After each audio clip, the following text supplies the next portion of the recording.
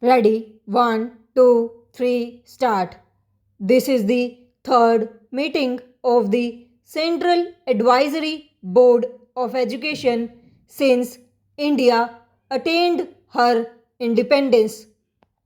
It is now necessary, in the light of experience we have gained in the last 3 years, to consider carefully and dispassionately our hopes and plans for the education of free India in the coming years.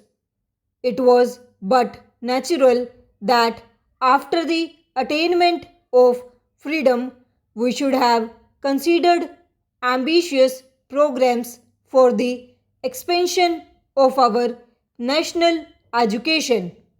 This was necessary as education is one of the most important of our nation building activities.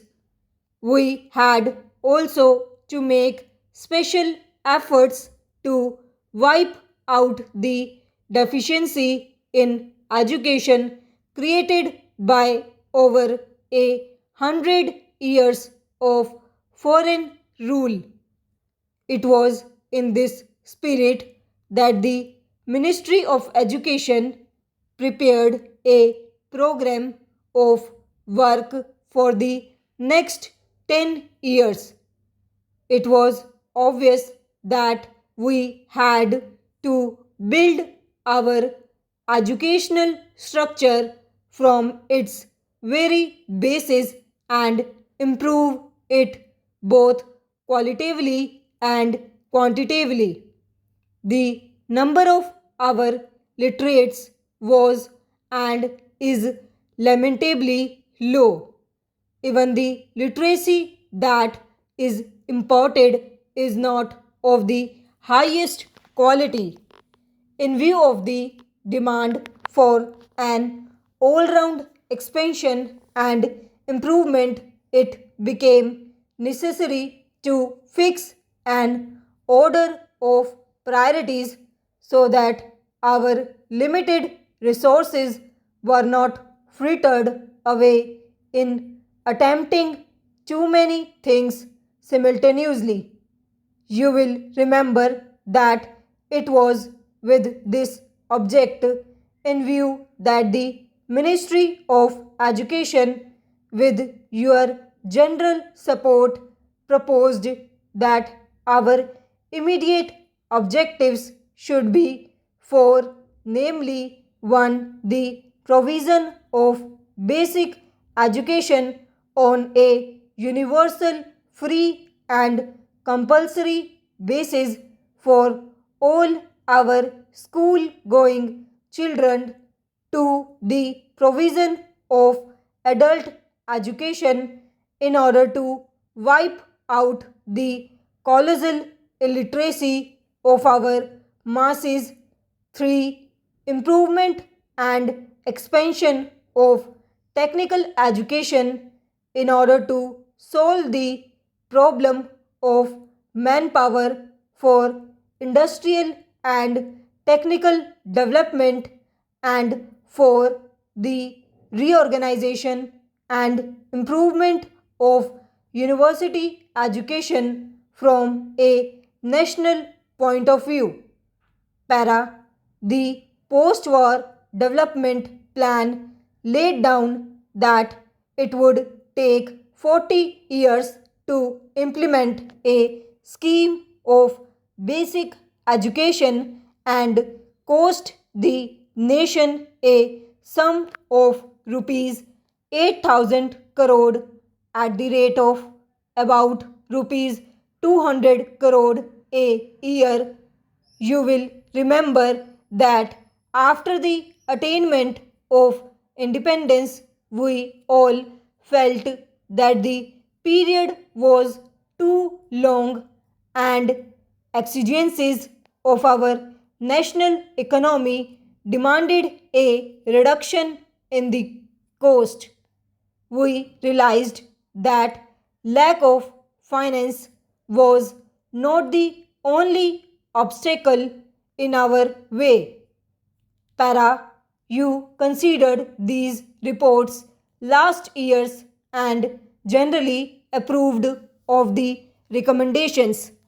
I agree with your views and feel that in the light of the modifications suggested, we may prepare our programs on the basis of cooperation between the state and the people so that the state may extend the necessary facilities and services on the one hand and the people on the other supplement on a voluntary basis the efforts of the state to improve our standards of technical education. The program that we had envisaged was the establishment of four higher technological institutes in addition to the strengthening of existing institutions.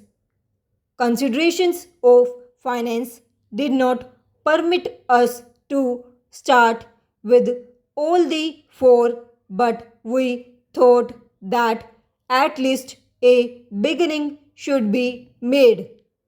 The Eastern Higher Technological Institute near Calcutta was taken in hand, though even waiting for the construction of all the necessary buildings.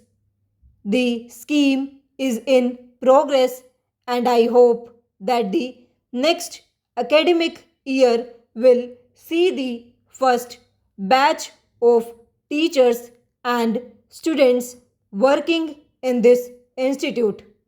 Simultaneously, it has been our aim to strengthen the existing institutions by improving their quality and increasing their capacity.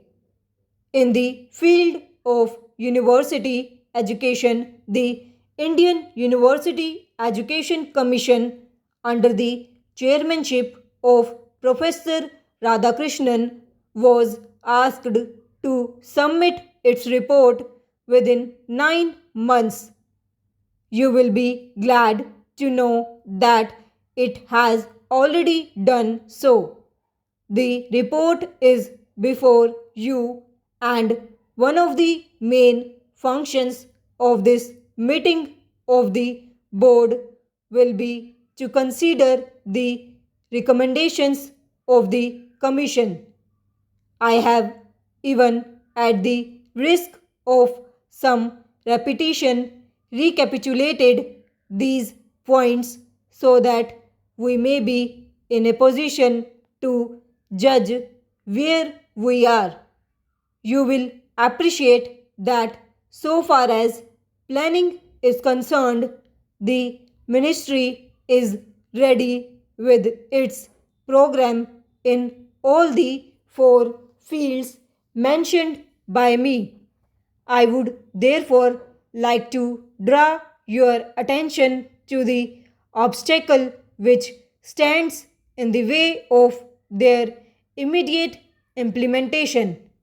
You will remember that in 1947 the problem of refugees from Western Pakistan absorbed almost all the energy and a major portion of the finances of the nation.